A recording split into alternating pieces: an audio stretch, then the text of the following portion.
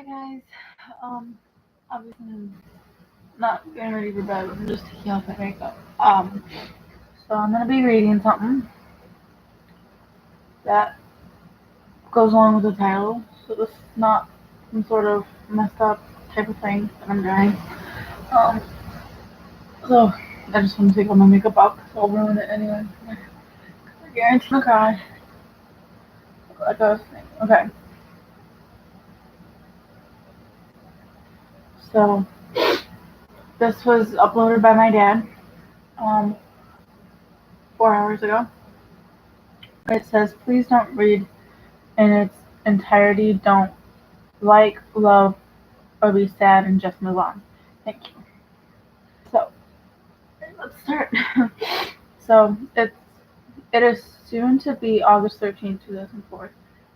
It is soon to be August 13th, 2014 as of 5:30 a.m. PDT or 3 a.m. EDT. Angela Sue Reinbold passed away at Oregon Health and Science University Hospital in Portland, Oregon. 4 years ago, we lost a wife, a mother, a sister, a niece, a cousin, a friend, and she went home to be with her Lord and Savior Jesus Christ. So, the person that um, posted this is my father, and the one he's talking about, Angela, was my mother.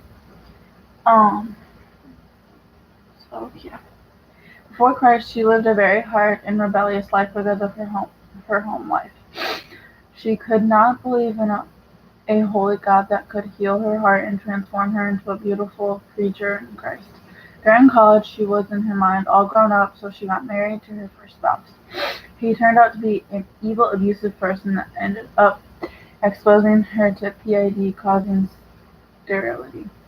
She divorced him after a year. She was invited to a Christian rally in Columbus, Ohio, by her spiritual parents, Jen and Craig.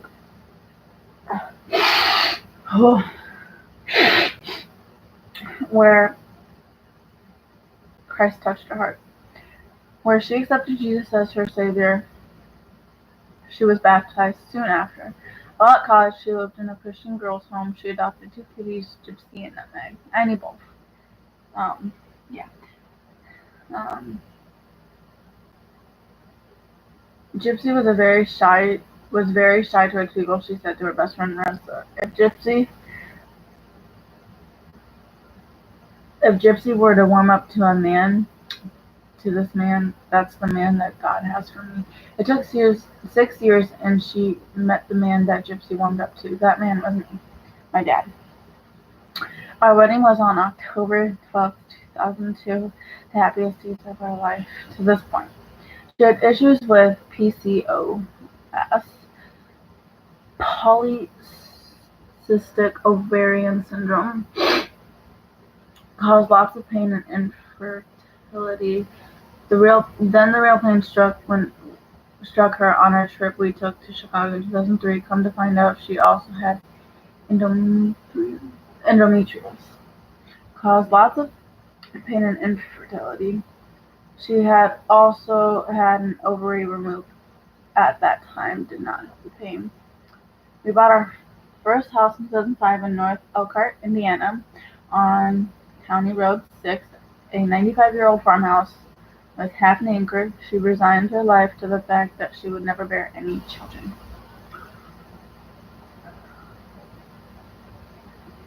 Whew. So we decided to look into adoption. We started foster care classes in February of 2006 and received our license in June of 2006. Yay.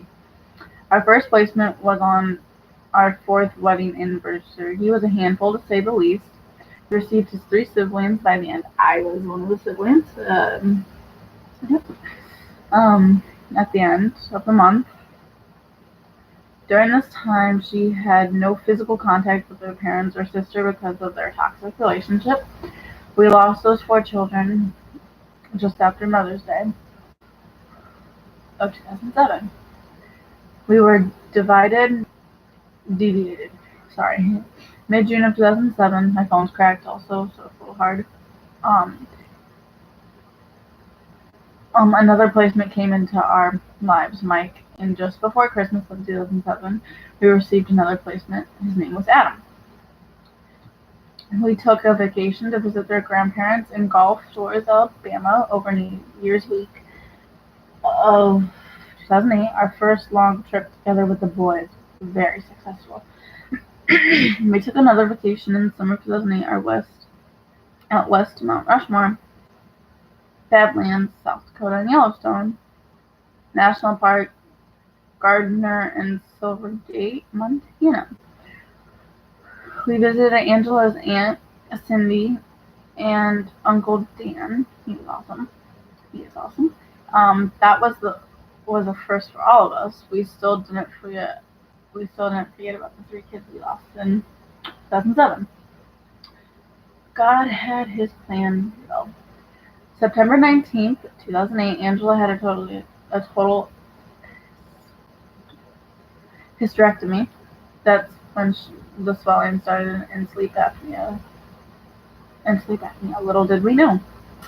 Our little farmhouse was getting a bit small for us as a family, so we started looking for a bigger house. We found the perfect house for the 4 of us. Christmas break of 2008. We got a call from our previous case manager, Katie. She asked if if they would like to take the previous 3 back, and we said yes. So it was Dalton, Dakota, and Raven. I was Raven. Dakota was my brother Simon, and I believe Dalton was Scott Jr. I believe. I'm not entirely sure at the moment. Okay, so yeah, that's that. So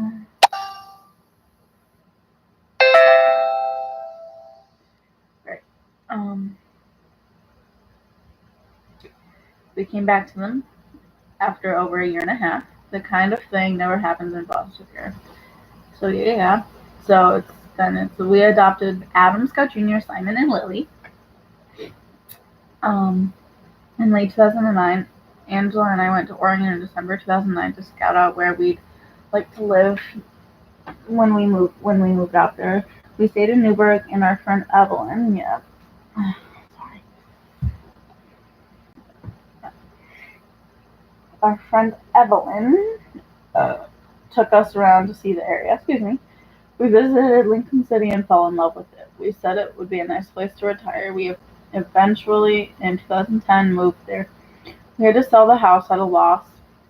That helped pay off all her student loans. In February 2012, she suffered a double pulmonary embolism and was at LHSU in Portland, Oregon. Doctors were sure she wouldn't make it through the night, but she did. However, she was in a coma for over a week. Okay, so there's a bit of a background right here. That whole time, our dad was in Indiana. It later goes into that. Doesn't say why, but it's there. So the whole reason, not gonna say, because this is YouTube. YouTube's kind of weird to post something like that. But what it is we ended up having to stay with people when my mom was in Portland. And I think the hardest part about it was the fact that most of the people we were there with, they didn't live very far from Portland, but they would not let us go see our fucking mother. They wouldn't. So that's that part.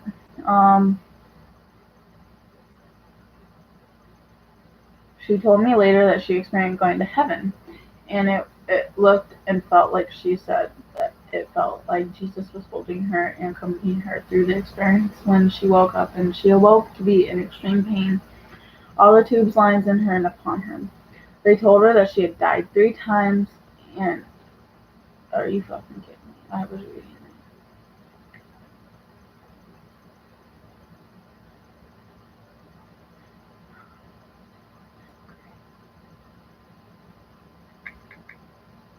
Who even fucking does that?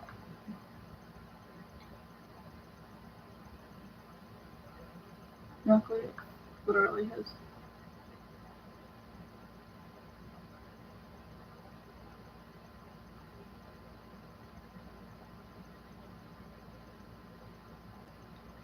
Okay, so they told her that she had died 3 times and that she had been coded for over 90 minutes. So that's like a record. It's not a good type of record, but it is a record. Yes, my mother was sick. Um, and stuff. Okay, so they couldn't believe that she was even conscious, let alone alive. Now he was stuck in Indiana, worried sick. That basically kind of said it. She recovered and was sent home, where she was able to qualify for Medicaid and SSI. I was able to rejoin the family and be able to take care of her. She applied for Social Security disability, and in March 2013 she was covered. She received a settlement, and in September 2013 God was still in control. This is gonna get harder for me. This is getting to the passing part where she died. Um, so, yeah, let's get it over with, I guess. Oh God, I'm already starting to cry. Okay. After 2.5 years of struggling for her, going to the hospital with various issues related to the PE, she was diagnosed with obstructive sleep apnea and given a BiPAP machine to help her breathe while she slept. Her ability to sleep was like night and day for her. She was alert, awake, and engaged in daily life with the family. Unfortunately, this didn't last for very long. Her anxiety with the sleep mask was stronger than the benefit that it gave her. It tried to I tried to convince her that it was a good thing, but she refused to use it, stating that her right sinus was blocked with the sleep mask. Helping her, I now believe that she had deepest desire outside of being a mother to 4 children to go back into the warm and tender embrace of Jesus, who told her previously that it wasn't her time to be with him, but that he had more for her to do. I got up on the 12th of August at 9 a.m. This is in 2014.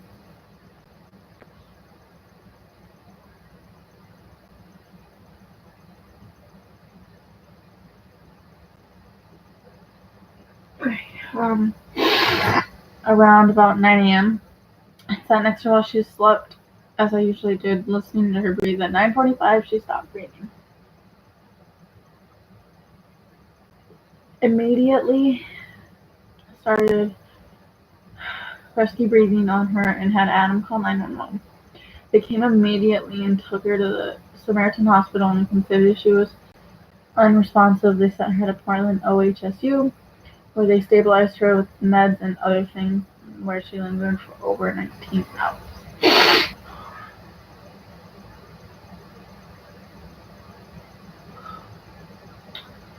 The doctor came in the waiting room quiet area and explained that there was no hope for her to recover or even wake up.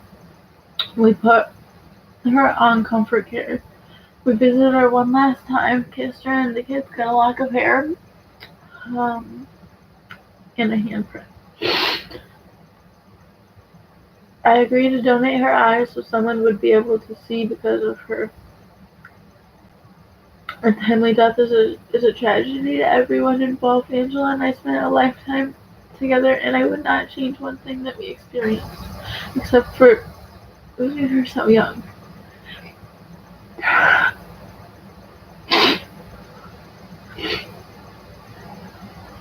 And I would not change one thing. Yeah.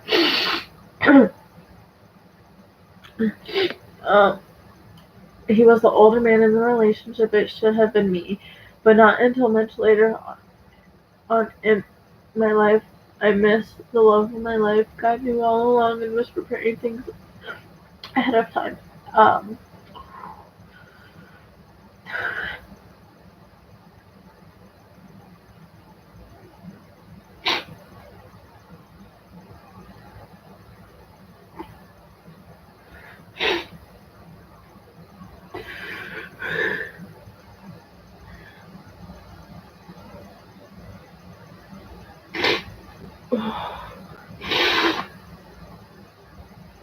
I couldn't see that until recently or admit that to myself. God has provided for us even though I didn't even have a job. She left us physically 4 years ago today, but she'll be with us in spirit forever. Angela Sue Detweiler Brendel, January 22nd, 1976 to August 13th, 2014. She was 39 when she died. Uh, so she wasn't very old. Thing no one knows actually is that, well, actually, I'm not sure if anyone knows this, but yes, she was 39 when she died. And, sorry, it's bugging me. So, yeah. Um, I was the only girl in the family.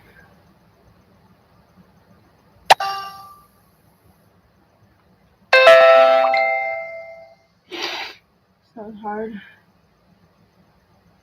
Um, it was definitely harder to know that I couldn't do anything. I wish I could have. I do. Um, my mom, no matter if she was my birth mom or not, she was my mother. Um, and I miss her every day. And it hurts not having her here. It's like it's like trying to explain to someone who has never lost someone, and they feel like, oh, why don't you just get over it? You can't ever get over something like this. Um, it heals. It it doesn't heal always. Um,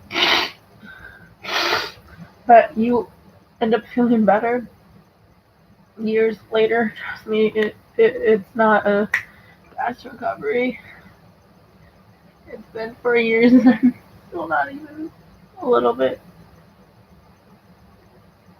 I still don't get why she was taken from me.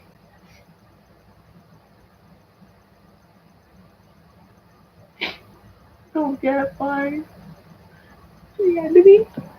Um, I thought that she was gonna be with me longer than she was. Um, but no. So, nope, she's not. Um, my mom has been dead almost for 4 years. It's actually only the 12th, but tomorrow at 5:30 in the morning, I had she will have been dead for 4 years.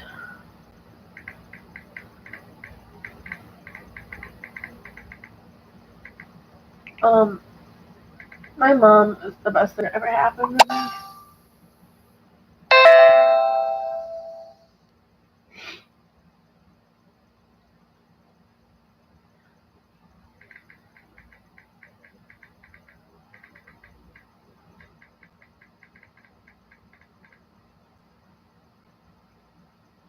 So the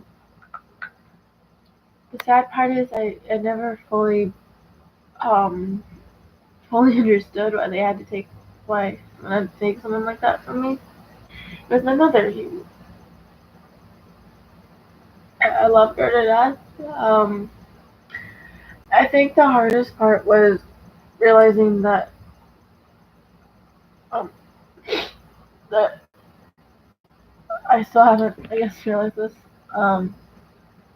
That was what needed to be done. Um, me, I felt like it was one of the worst things that could happen to someone. Getting someone you love and care about taken away from you is one of the worst things I've ever experienced. It's like it's like trying to explain how you did something wrong, but you can't. sometimes you just feel like it's better to say sorry than ask. So I'm gonna tell you guys sort of another story. So after my mother died, this is when my stealing and lying became a lot worse. I would start stealing some of her stuff,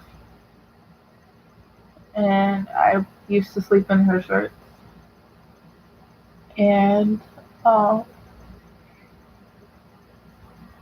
I was heartbroken, and every night I would cry myself to sleep, or I just want to be able to sleep at all.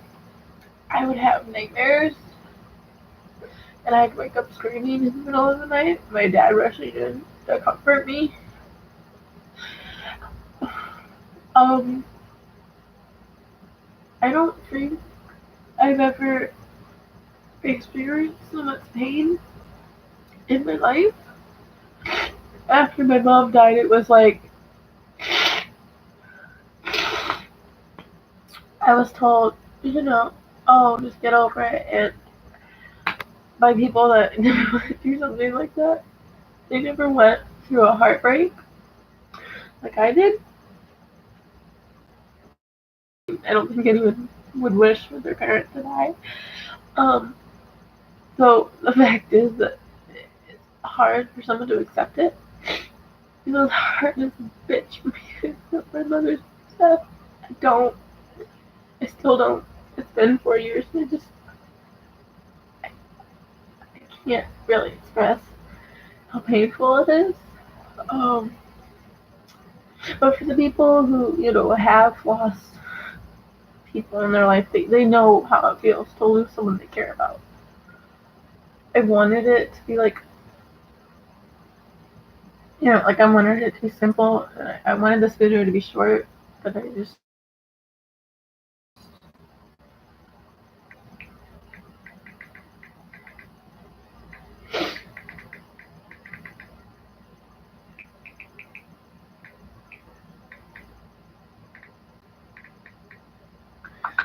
So I never fully. I still don't accept it. I don't accept that my mother died. I never will. If you can accept something like that, you obviously don't care much. I know I would get a lot of backlash for that, but I feel like it's like you have to understand that not everybody is able to hold their feelings in. Me, I would hold my feelings in, and I would just react. I would just be so mean to people. I used to punch people. I still do. I'm gonna admit it. I do. I hit so many fucking people. It's not funny. But what people don't understand is I do it because it makes me feel more in control of myself. It makes me feel like I'm able to, like, I handle myself better. Um, I will say this though. If someone recently passed or something like that, surround yourself with friends.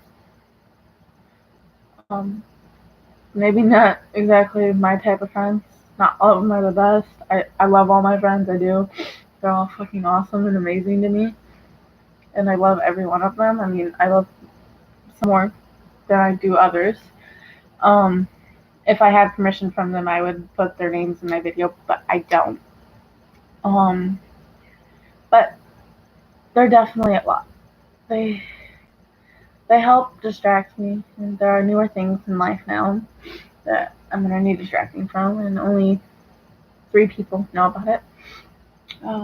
My dad's not one of them, no. um, but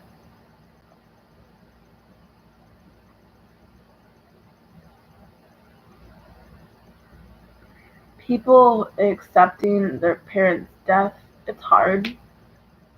Even if it's a friend or it's somebody you just know in general, it's still hard. It's hard as hell because you know that person and you wouldn't think that their death would be so soon. You wouldn't think that They wouldn't get to live like a good full fucking life. And it's like, I don't think people get that. God, no, it's not right. So I'm gonna say this as my last and final thing, I promise. Treat your parents good no matter what. They may piss you off, yes. They will annoy you, absolutely. They won't let you do things, definitely. Like, yes, that's their job, but they're protecting you.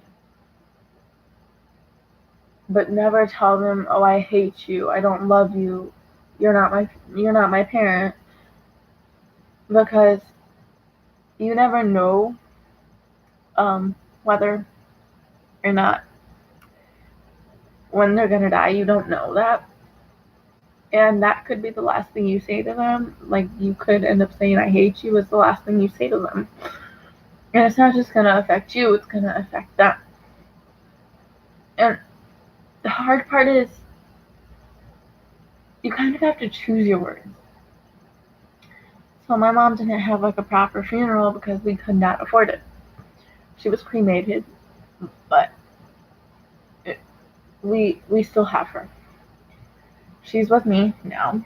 Maybe not physically, but she is with me.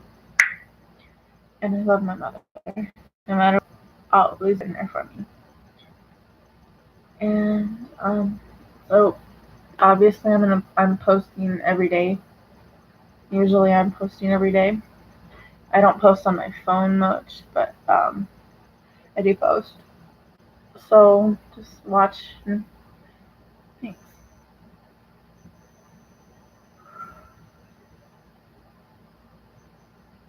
Bye bye.